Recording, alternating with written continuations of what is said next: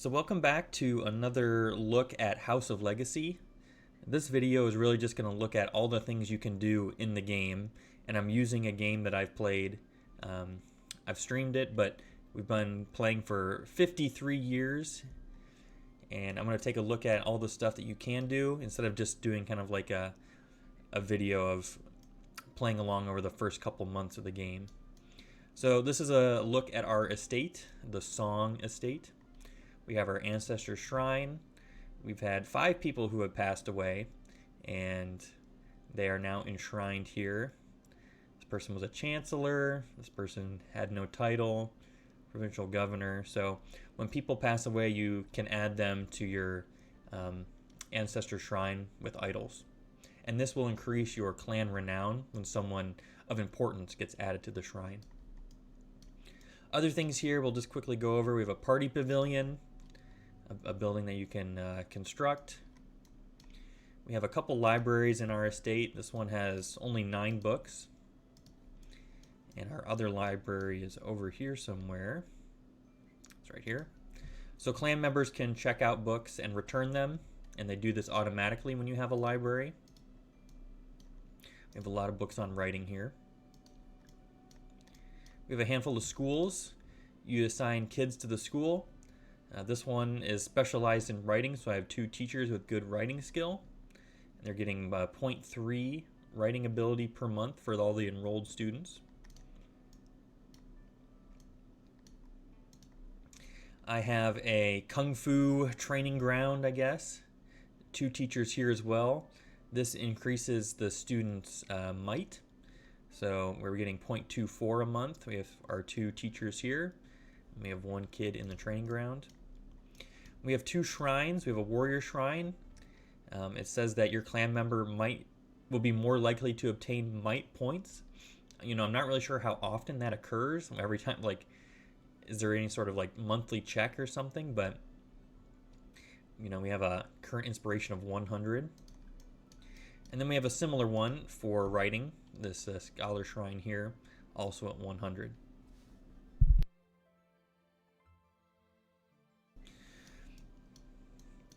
All right, taking a quick look around, that's pretty much it.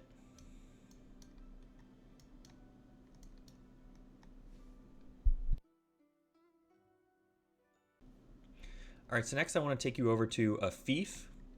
So fiefs are something that can be earned when you have a clan member who's a general and they capture, or I guess liberate, the province city, the capital city of a province.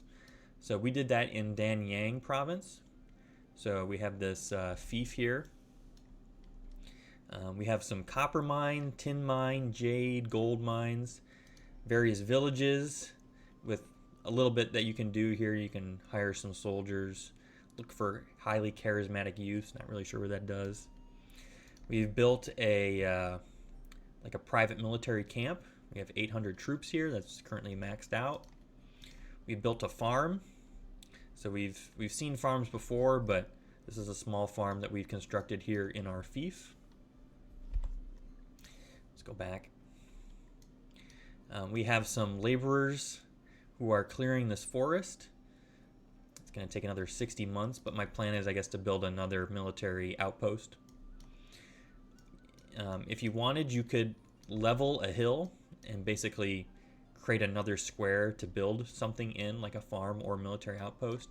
And you can also fill in lakes as well for the same stuff. But for here, I mean, right now, like a lake doesn't really offer anything. It'd be nice if maybe there was like some passive fishing. But anyway, a fief is filled with really just kind of stuff that you can boost your military or your farming abilities. The towns kind of have minor role. They have happiness. A fief gives you some money per turn. Like our tax revenue for this fief is 200,000 coin a month. But really, I think that's kind of insignificant. I think the most useful part of having a fief is building military camps for your own private troops. All right, we're going to go take a look at something else. All right, we're going to take a quick look at the royal capital. This is a place where you kind of just interact with people of the royal family. So we have the emperor here. If we wanted to visit, we'd have to select a clan member requesting a visit. Now we have the chance to maybe interact. We can pay tribute. We can try to kill him, replace him. This guy's only 19, so he's only been emperor for 1 year.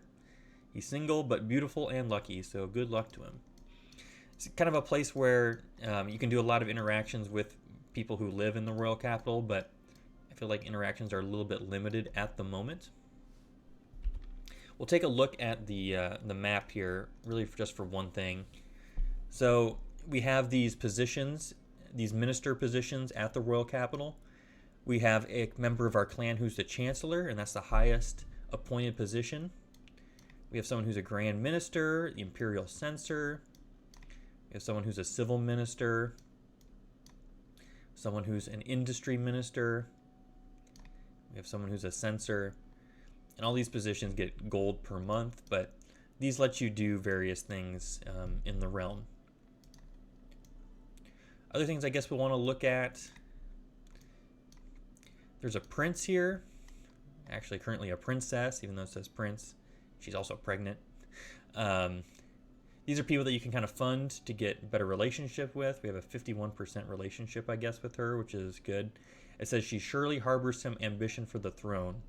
So if she ever wants to raise some troops and go for imperial power, there might be kind of like a little bit of a civil war. You can choose to support her or not, or stay out of it. So I know that there is a prince up here. For real, this is a prince and not a princess.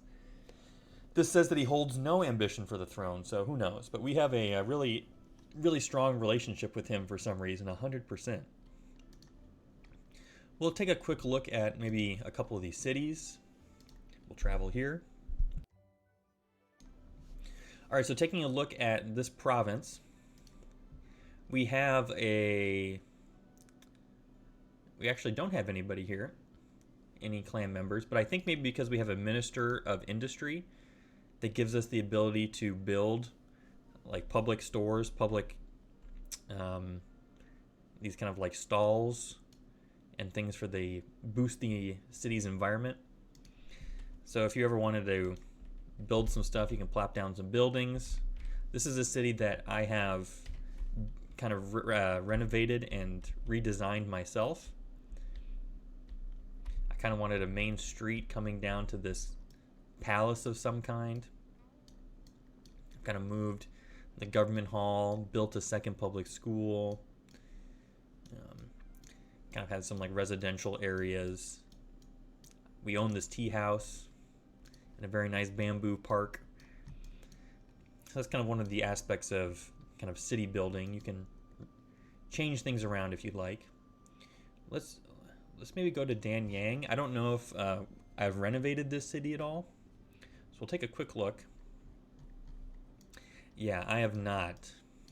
So this is kind of how the game procedurally generated this city. It's just kind of a couple main streets with shops along the street. We have some sort of palace or temple here. Some weird islands. So those are kind of things that you might want to fix if you see a city. We started next to this province, and I worked pretty hard to improve this city a lot. Take a quick look at that. We have some sort of like pagoda tower. We have the government building in front of that. School, tea house, various residential, shopping, etc. So kind of designing a city to how you might think looks nice is within the realms of possibility with this game. The city is also surrounded by a moat, which is something I constructed. All right, last couple things we'll take a look at. We will look at this place here, Chongwen. Doesn't seem like there's much here, but I basically have bought another estate, and you can convert estates into cemeteries, which we'll look at here in a second. But I'm just using this one to store a bunch of, I built a bunch of warehouses. So if we look at my inventory, we can store 3 million things, and we're currently storing almost 1 million items. We're storing a ton of grain, vegetables, and meat, and that's really because you need those things to supply troops in military campaigns. And that's basically why we have a ton of farms. We have 1, 2, 3, 4, 5, 6 farms. And some of these farms are quite large. We'll see if we get to a large one. Yeah, this one's pretty big. Bunch of vegetable gardens, rice, more vegetable gardens, various cattle pens for the beef. This farm has almost 400 peasants working here, working and living here. Basically, this farm is kind of specialized just to produce vegetables, rice, and beef. And then the last thing we'll take a look at is the cemetery. So we'll go here. This cemetery is where you can bury people, of course. We have a couple people buried. This person here died at age 28. This person died at age 22. We have someone who is in a grand tomb. They died at 59 years old. And basically, I've kind of just filled out some of this other area. Like, these tombs are empty, but this one has somebody in here, died at age 54. And it's kind of funny. There's a little ghost who float around, so it's a very spooky cemetery. But this is just another kind of thing that you can build, make some decorations. This one has a little bit more specialized stuff, like we could plop down a camel if we want. We've seen some of these kind of walls and things and lanterns, but these statues are a little bit more unique to the cemetery. So I feel like that's pretty much it. We can take a quick look at the map. We're working on clearing out non-high province down here in the south. There's kind of a lot of things going on.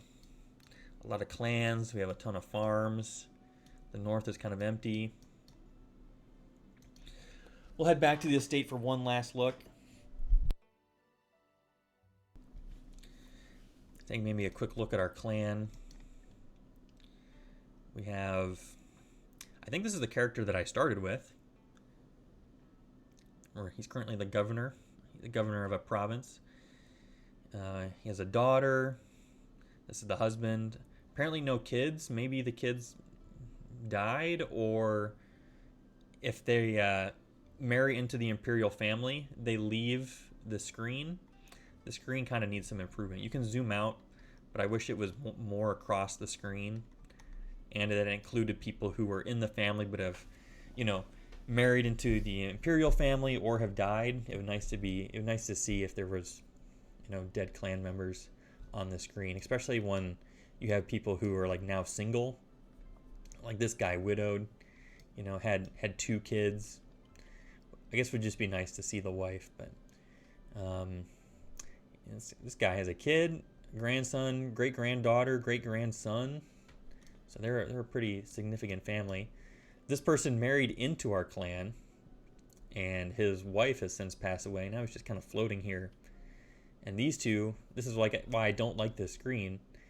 These 2 people are widowed, and I guess they've married into our clan, but the husbands are dead.